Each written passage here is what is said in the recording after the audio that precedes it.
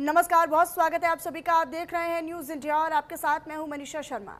उत्तराखंड राज्यपाल के हेलीकॉप्टर में तकनीकी खराबी आ गई है, ऐसी जानकारी है और राज्यपाल के हेलीकॉप्टर की अब इमरजेंसी लैंडिंग करवानी पड़ी है। पौड़ी गढ़वाल के श्रीनगर में राज्यपाल का हेलीकॉप्टर उतारा गया है। फिलहाल ये खबर आप जान लीजिए, ये बड़ा अपडेट है। गैरसैंण में विधानसभा सत्र के लिए जा रहे थे राज्यपाल और उड़ान के दरमियान तकनीकी खराबी का अलर्ट मिला।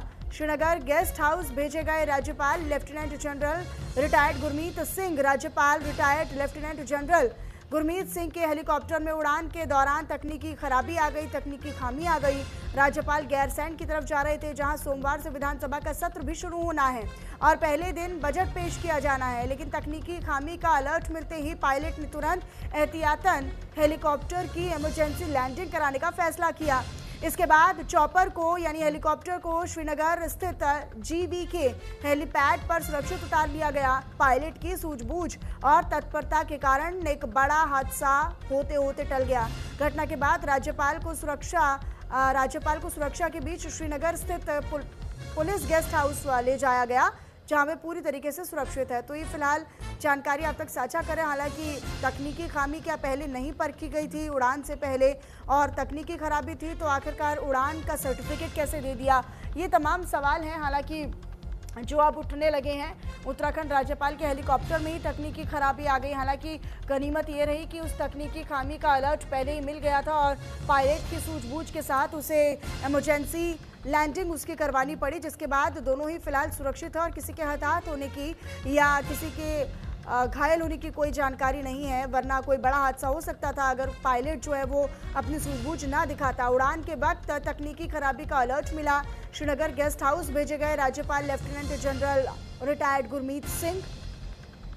और आपको बताएं कि सोमवार को दरअसल सत्र शुरू होना है और उसी सत्र के लिए जहां बजट पेश होगा, उसी सत्र के लिए दरअसल राज्यपाल निकल रहे थे गैरसैंण की तरफ, लेकिन फिर उन्हें इमरजेंसी लैंडिंग करवानी पड़ी। पौड़ी गढ़वाल के श्रीनगर में दरअसल अब राज्यपाल का हेलीकॉप्टर उतारा गया।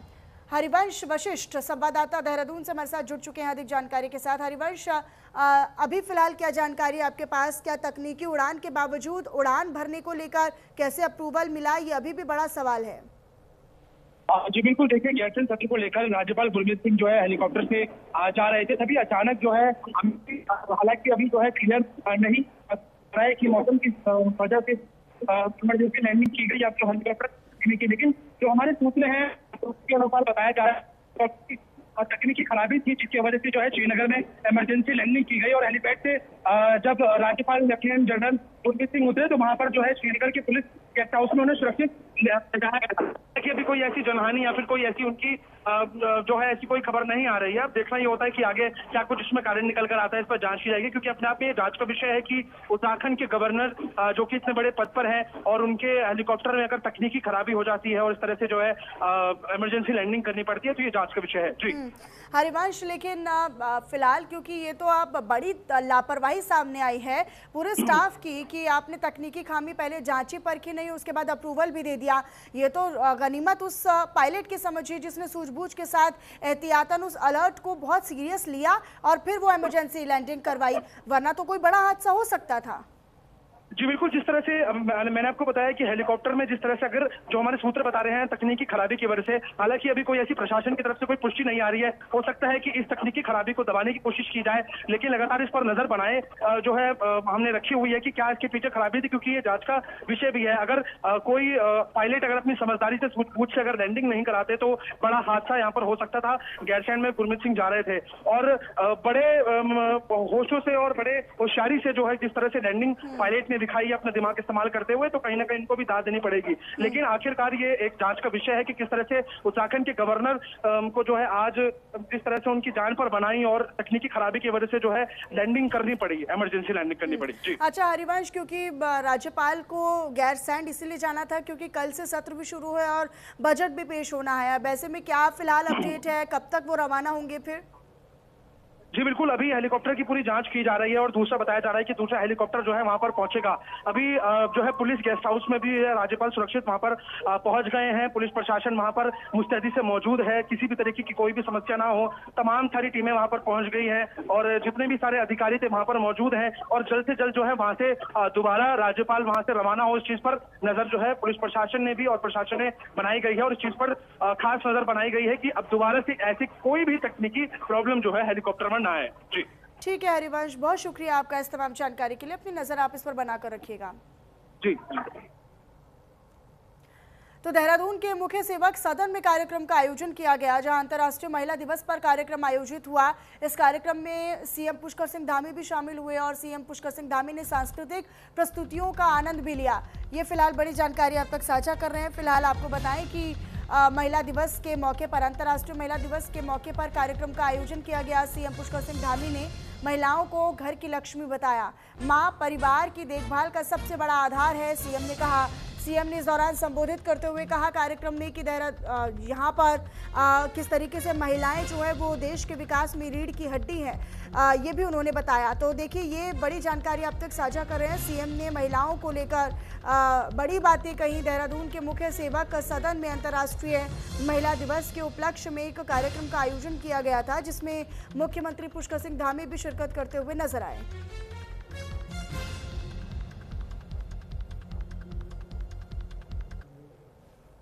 ये कार्यक्रम हमारे लिए बहुत विशेष कार्यक्रम है। आप सभी के अंदर वो अद्भुत शक्ति है, अद्भुत प्रेरणा है, जिनके त्याग से, जिनके प्रेम से, स्नेह से और उनके आशीर्वाद से पीढ़ियां आगे बढ़ती हैं और समाज निरंतर प्रगति करता है। एक मां अपने जीवन के सुख को त्याग कर अपने बच्चों का भविष्य संवारती हैं। उसके जीवन में चाहे कितनी भी परेशानियां हों, कितनी भी कठिनाइयां हों, लेकिन उसके मन में हमेशा ये इच्छा होती है कि मेरा बेटा आगे बढ़े, मेरी बेटी आगे बढ़े, मेरे बच्चे आगे बढ़े। वो किसी अवसर से, कोई अवसर ऐसा ना हो जो उनके पास ना आए, किसी अवसर को चूके नहीं। हर क्षेत्र में उनको आगे बढ़ने का अवसर मिले। जहां वो बच्चों के बारे में सोचती है, वहीं पूरे परिवार को भी संभालने का काम करती हैं। इसीलिए तो कहते हैं घर की लक्ष्मी, यही कहते हैं ना। अरे तो कितनी आवाज भी नहीं आ रही आप लोगों की।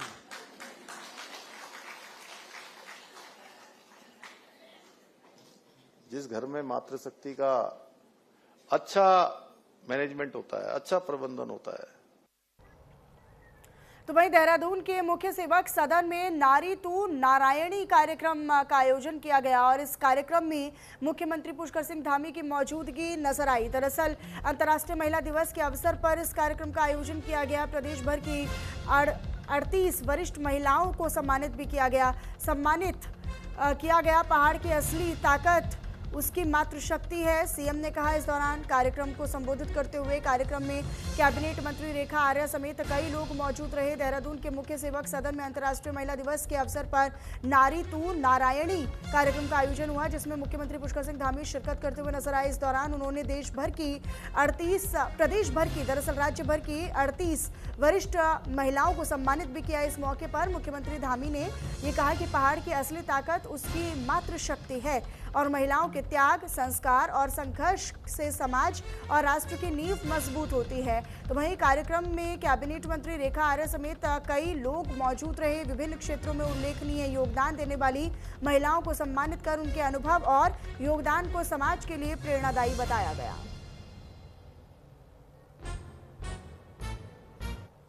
को चिन्हित करते हुए, जो चाहे गरीब परिवार से हो, मध्यम परिवार से हो अथवा जो संपन्न परिवार से हो, तीनों कैटेगरी की जो हमारी महिलाएं हैं, जो 60 वर्ष से ऊपर की हो चुकी हैं, जो आज भी किसी न किसी दिशा में, चाहे कोई महिलाओं को ट्रेनिंग दे रही हो किसी स्वरोजगार के संदर्भ में, चाहे वो पर्यावरण को बचाने की दिशा में लगातार आंदोलनरत हैं, चाहे वो राज्य आंदोलनकारी रही हैं, चाहे वो उन्होंने अपनी बच्चियों को शिक्षा देने में जो है समाज की सोच के विपरीत उनको शिक्षा देने का उन्होंने निर्णय लिया हो।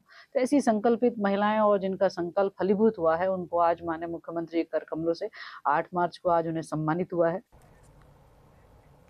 हरिद्वार के ऋषिकुल क्षेत्र में कांग्रेस कार्यकर्ताओं ने सड़क पर सिलेंडर रखकर धरना दिया।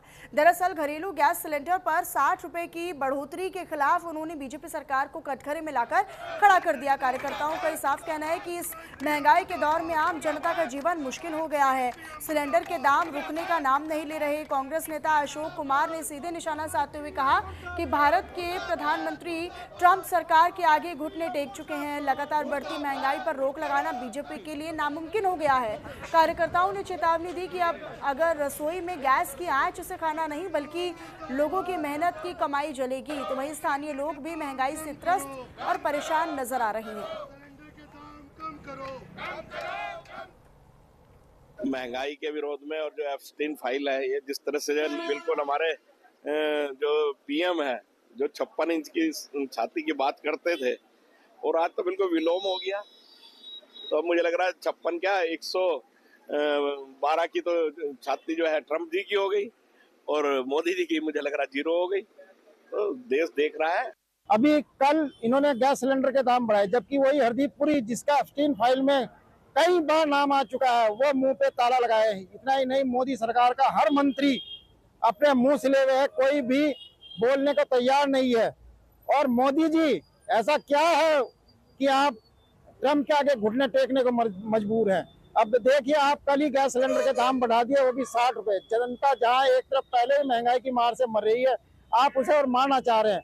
एक अय्यास, मैं अय्यास कहूंगा, एक अय्यास आदमी के लिए आपने देश की साख पे बट्टा लगा दिया है।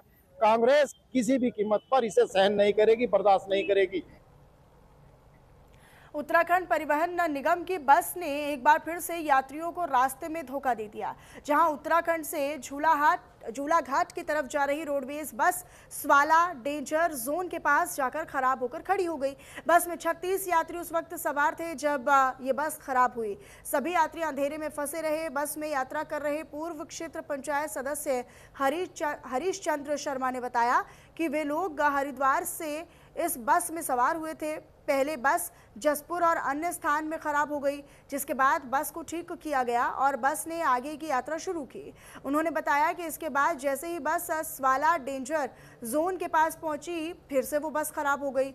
बस के बार बार खराब होने से यात्रियों को अत्यधिक कठिनाइयों और परेशानियों का सामना भी करना पड़ा, जिस कारण यात्रियों ने रोडवेज प्रबंधन के खिलाफ गहरी नाराजगी व्यक्त की। आपको ये बताएं कि यात्रियों ने परिवहन निगम का अधिकारियों से अन्य बस की व्यवस्था करने की मांग की। रोडवेज प्रबंधन की ओर से दूसरी बस टनकपुर से भेजी गई, तब जाकर यात्री अपने अपने स्थान के लिए रवाना हुए।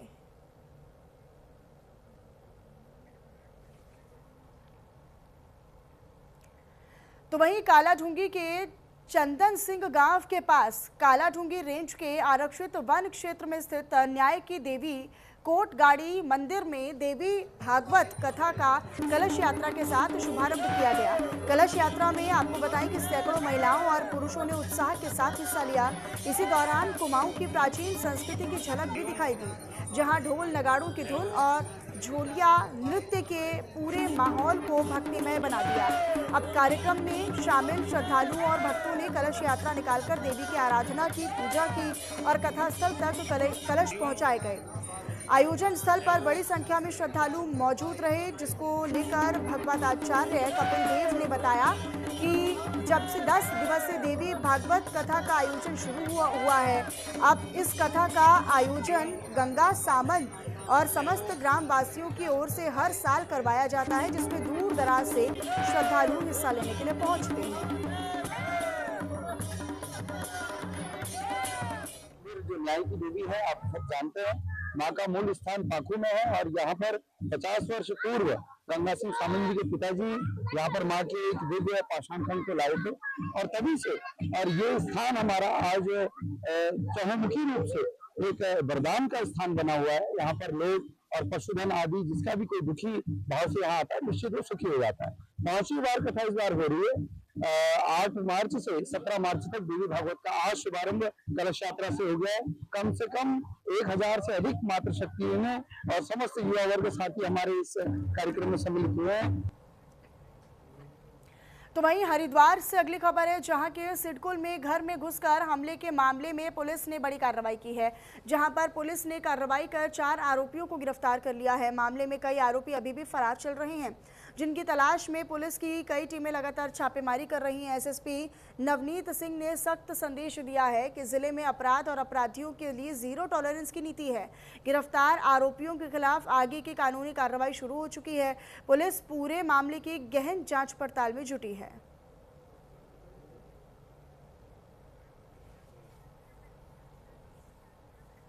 चंपावत में जिलाधिकारी के निर्देश पर नगर पालिका परिषद लोहाघाट की ओर से लोहावती नदी की स्वच्छता के लिए वृहद स्वच्छता अभियान चलाया गया। आपको बताएं कि इस अभियान का नेतृत्व नगर पालिका परिषद लोहाघाट के अध्यक्ष गोविंद वर्मा की ओर से किया गया था। इसी दौरान नगर पालिका के कार्मिकों, आईटीबीपी के जवानों, व्यापार संघ सदस्यों और लोहाघाट की आम जनता ने संयुक्त रूप से हिस्सा लेते हुए लोहावती नदी के तटों पर साफ सफाई कर स्वच्छता का संदेश दिया और कई गाड़ी कूड़े का समाधान भी किया। आपको बताएं कि अभियान के माध्यम से लोगों को नदी को प्रदूषण मुक्त रखने और इसे अपनी धरोहर के रूप में संरक्षित और संवर्धित करने के लिए जागरूक किया गया। इस कार्यक्रम के अंत में मौजूद सभी लोगों को लोहावती नदी को स्वच्छ बनाए रखने की सामूहिक शपथ भी दिलाई गई।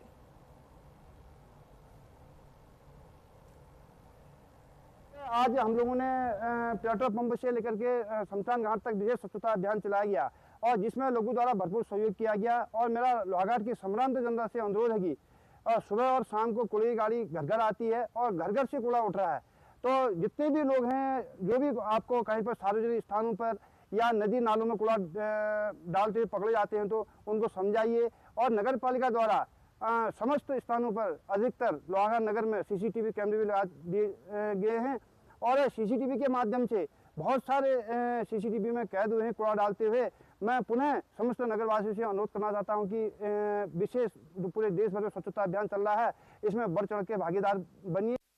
माननीय जिलाधिकारी महोदय चंपावत द्वारा दिए गए निर्देशों के क्रम में लोहावती नदी में विशेष स्वच्छता अभियान नगर पालिका परिषद लोहाघाट, व्यापार संघ, आईटीबीपी और नगर पालिका के समस्त सभासदगणों के सहयोग से जो कार्यक्रम है उसे संपादित किया गया।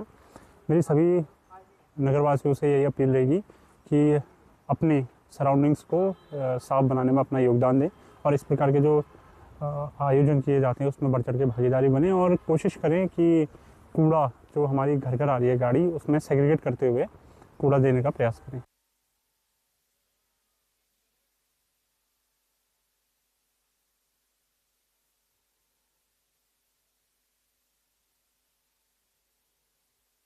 लोहाघाट में किस तरीके से नदी को साफ और स्वच्छ रखना है उसको लेकर लोगों को जागरूक करवाया गया। देहरादून के सहसपुर क्षेत्र में तेज रफ्तार का कहर दिखाई दिया, जहां एक बिना नंबर की स्कॉर्पियो ने 7 साल की मासूम बच्ची को कुचल दिया। दर्दनाक हादसे में बच्ची की मौके पर ही मौत हो गई। टक्कर मारने के बाद चालक मौके से फरार हो गया। घटना सहसपुर कोतवाली क्षेत्र के खुशहालपुर की बताई जा रही है। तो वहीं हादसे से गुस्साए और नाराज ग्रामीणों ने बच्ची के शव को देहरादून पोंटा मुख्य मार्ग पर रखकर चक्का जाम कर दिया और आरोपी की गिरफ्तारी की मांग भी की। इधर जानकारी मिलते ही पुलिस मौके पर पहुंची और लोगों को समझाकर जाम खुलवाया गया। तो वहीं पुलिस ने आसपास लगी सीसीटीवी कैमरों की फुटेज खंगालनी शुरू कर दी है, जिसमें एक काले रंग की स्कॉर्पियो भागती हुई दिखाई दे रही है। फिलहाल पुलिस ने आरोपी की तलाश तेज कर दी है और जल्द ही गिरफ्तारी का दावा भी किया गया है।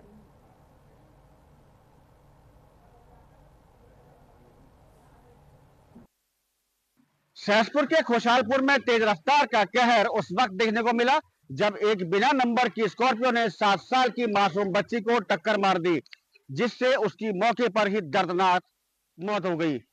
हादसे के बाद चालक गाड़ी समेत मौके से फरार हो गया। घटना से गुस्साए ग्रामीणों ने देहरादून पोंटा मार्ग पर चक्का जाम कर आरोपी की गिरफ्तारी की मांग की। वहीं पुलिस सीसीटीवी फुटेज के आधार पर फरार चालक की तलाश में जुटी है। विकास नगर से मित्र रावत, न्यूज इंडिया। बागेश्वर में दंपति के साथ मारपीट और अभद्रता का मामला सामने आया है, जहां पर पीड़िता की शिकायत के आधार पर पुलिस ने एक युवक को भी गिरफ्तार किया है, जबकि अन्य आरोपियों की तलाश अभी भी जारी है। पुलिस के अनुसार महिला ने कोतवाली में तहरीर देकर बताया कि वे अपने पति के साथ स्कूटी से मालता मोटर मार्ग पर जा रही थी। इसी दौरान कुछ युवकों ने उन्हें रोककर गाली गलौज, मारपीट और अभद्रता भी की। आरोपियों ने दुष्कर्म का प्रयास करते हुए जान से मारने की धमकी भी दी, जिसके बाद पुलिस ने मामला दर्ज कर एक आरोपी को गिरफ्तार कर लिया है और अन्य की तलाश में दबिश दी जा रही है। जिसमें हमने सेक्शन 62, 65 और 75 और 351, 352 के तहत मुकदमा पंजीकृत किया, जिसमें हमने एक अभियुक्त जो पवन कनवाल था, जिसको पुलिस द्वारा अरेस्ट करके न्यायालय के समक्ष पर भेजा गया है और अग्रिम इसमें आगे की कार्रवाई जारी है। चलिए खबरों में आगे रुक करते हुए आपको बताएं, जहां पौड़ी गढ़वाल के विकासखंड पाबो के ग्राम बूंगा से एक गर्व की खबर सामने आई है, जहां पर आदित्य कंडारी भारतीय सेना में लेफ्टिनेंट बन गए हैं। उनकी इस बड़ी उपलब्धि और अचीवमेंट से पूरे क्षेत्र में खुशी और गर्व का माहौल है। संघर्ष की धूप में जिसने सपनों को संवारा, वही बेटा वर्दी पहनकर परिवार और गांव का सितारा बन गया है। आदित्य की इस बड़ी उपलब्धि से कंडारी परिवार के साथ साथ पूरे क्षेत्र में खुशी का माहौल है। आदित्य कंडारी की सफलता ये साबित करती है, ये दर्शाती है कि संघर्ष, संस्कार और मेहनत कभी व्यर्थ नहीं जाते हैं। उनकी ये उपलब्धि न केवल कंडारी परिवार बल्कि पूरे क्षेत्र के युवाओं के लिए प्रेरणा बन गई है। ग्रामीण क्षेत्र से भी बड़े सपने देखे जा सकते हैं और उन्हें साकार भी किया जा सकता है, ये उन्होंने साबित कर दिखाया। मेरा ज्येष्ठ पुत्र आदित्य कंडारी, जो आज सेना में अधिकारी बने हैं, जिन्होंने आज OTA चेन्नई से कमीशन प्राप्त किया है और बचपन से ही इन्होंने SGRR पैठानी से अपना प्रारंभिक शिक्षा ग्रहण की है। उसके बाद इन्होंने DVS कॉलेज देहरादून में स्नातक की डिग्री ली है। उसके बाद इन्हें CDS की तैयारी करते साथ साथ में CDS क्वालिफाई करके आज ये सेना में अधिकारी बने हैं और समस्त क्षेत्रवासियों के लिए, हमारे लिए, सबके लिए गौरव का क्षण है।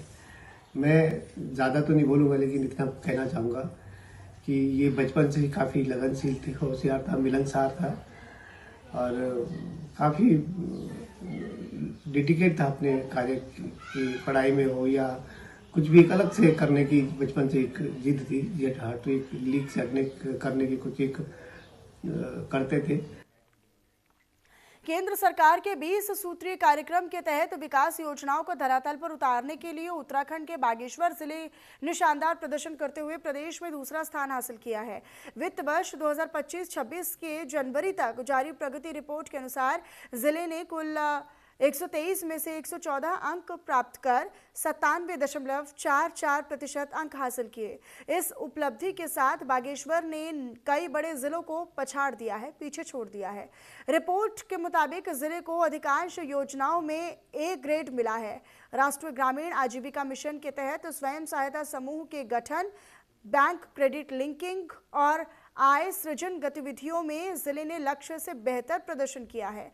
मंडल स्तर पर भी कुमाऊं का प्रदर्शन बेहतर रहा है, अच्छा रहा है। प्रगति रिपोर्ट के अनुसार कुमाऊं मंडल ने 123 में से 110 अंक प्राप्त कर 89.43% अंक के साथ पहला स्थान हासिल किया, जबकि गढ़वाल मंडल 97 अंक और 78.86% के साथ दूसरे स्थान पर रहा।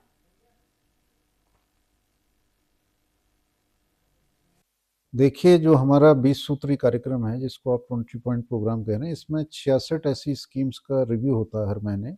एक जो गवर्नमेंट की तरफ से टारगेट फिक्स है, उस टारगेट को हमने कितना अचीव किया है, तो इसकी हर महीने रैंकिंग होती है। पहले इसकी हाफ ईयरली रैंकिंग होती थी, फिर क्वार्टरली होती थी। अब हमारी स्टेट गवर्नमेंट, जो हमारा नियोजन विभाग है, 20 सूत्री कार्यक्रम की क्रियान्वयन सेल है, वो इसको हर महीने कर रही है। और चलिए फिलहाल इन्हीं तमाम खबरों के साथ इस बुलेटिन में इतना ही। आप बने रहिएगा न्यूज़ इंडिया के साथ। नमस्कार।